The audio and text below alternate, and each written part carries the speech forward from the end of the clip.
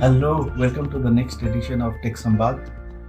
This edition will be a little different. I'll be using a lot of AI because lot of news came over the last 1 week. OpenAI released three models. Google DeepMind released its Genie, which is something out of the world. Anthropic released Opus 4.1, and ElevenLabs released its music model. Lot of things happened. So I did a bit of research and I did an explainer video.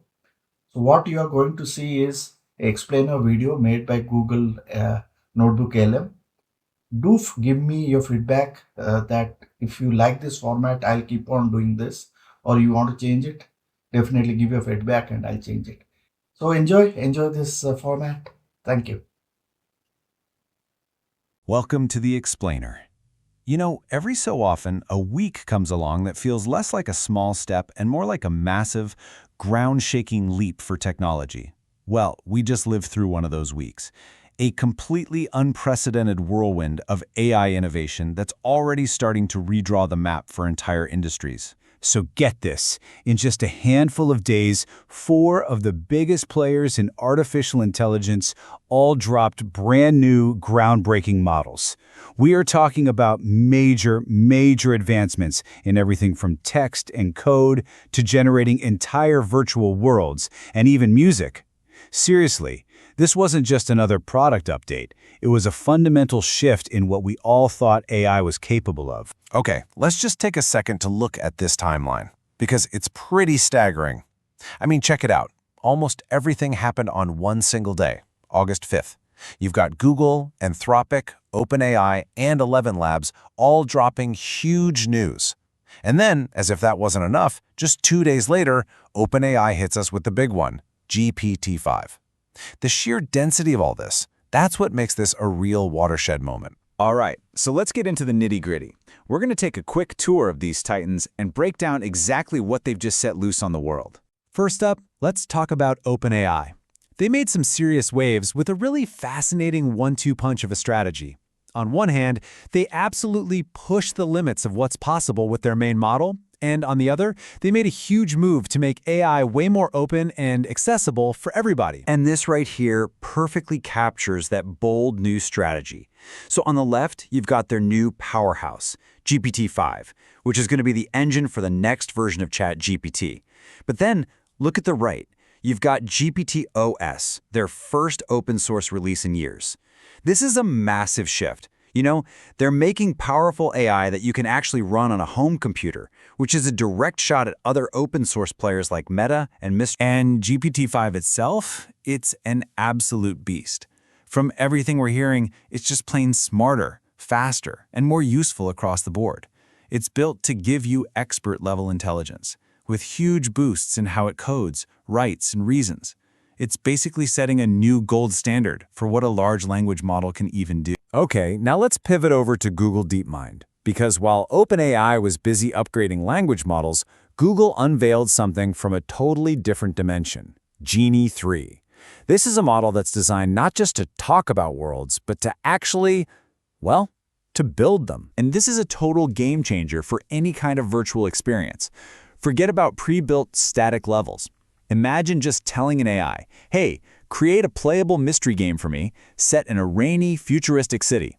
And boom, you instantly get a unique, interactive world that you can play in that responds in real time and even follows its own rules of physics.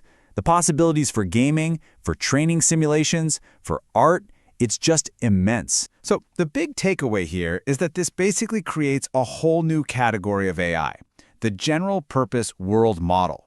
We're not just talking about generating a picture or a block of text anymore.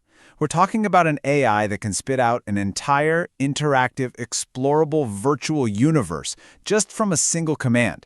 It's wild. Next up, we have Anthropic, and they took a different route with their new model, Claude Opus 4.1. Instead of going for, broad, general skills, they zeroed in on surgical precision, especially for really complex, high-stakes stuff like professional coding and logical reasoning. And you can really see that focus reflected in the numbers. On this key coding benchmark that's designed to test real-world problem-solving, Claude Opus 4.1 nailed a 74.5% success rate. Now, that's not just some abstract number. It proves a whole new level of reliability for practical everyday use, like in professional software development. This model is engineered for what the experts call agentic tasks. Basically, that's where the AI doesn't just answer a question, but has to think through multiple steps and act with extreme precision to get a job done. And hey, this isn't some science fair project. It's already out there for developers to use in tools like GitHub Copilot and for big businesses through Amazon Bedrock. It's ready for work today. And finally, let's turn to the world of sound. ElevenLabs, who you might already know for their incredible voice AI, just jumped into a whole new arena with their music model.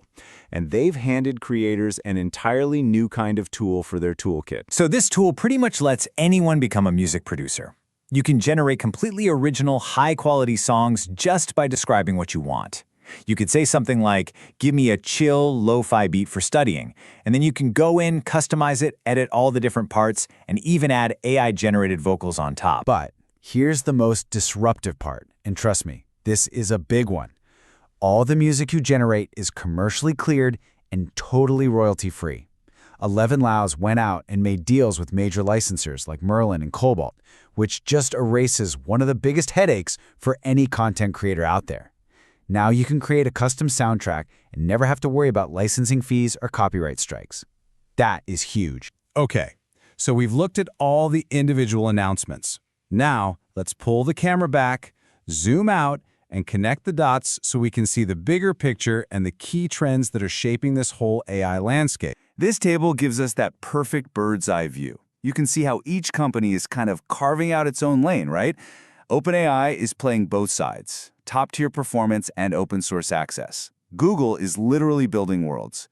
Anthropic is laser-focused on precision coding, and ElevenLabs is pioneering commercial-ready AI audio. When you look at all of this together, 4 major trends really jump out.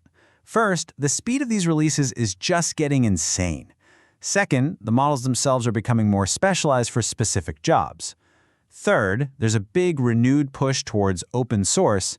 And finally, the common thread through all of it is that the core reasoning ability of these AIs is getting a massive upgrade. And this quote from our source material really just nails it. This is the main takeaway.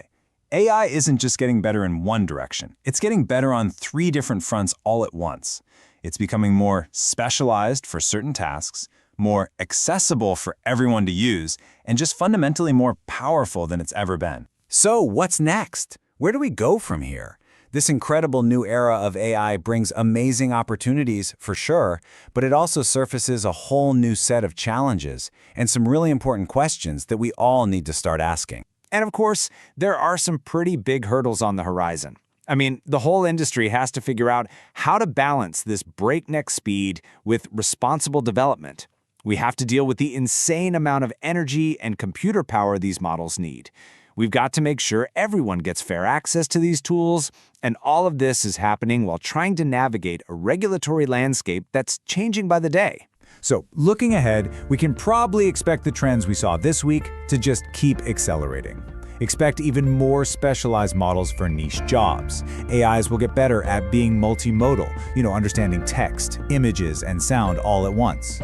That push for open source is likely to continue, and the focus is just going to get more intense on putting all this amazing tech to work on real, tangible problems. And that leaves us with this one last really critical question. The tools are becoming exponentially more powerful, and they're becoming accessible to all of us. The technology is here. So the question really isn't what can AI do anymore? It's with all this power at our fingertips, what kind of future are we going to choose to build with it? Thanks for joining this explainer.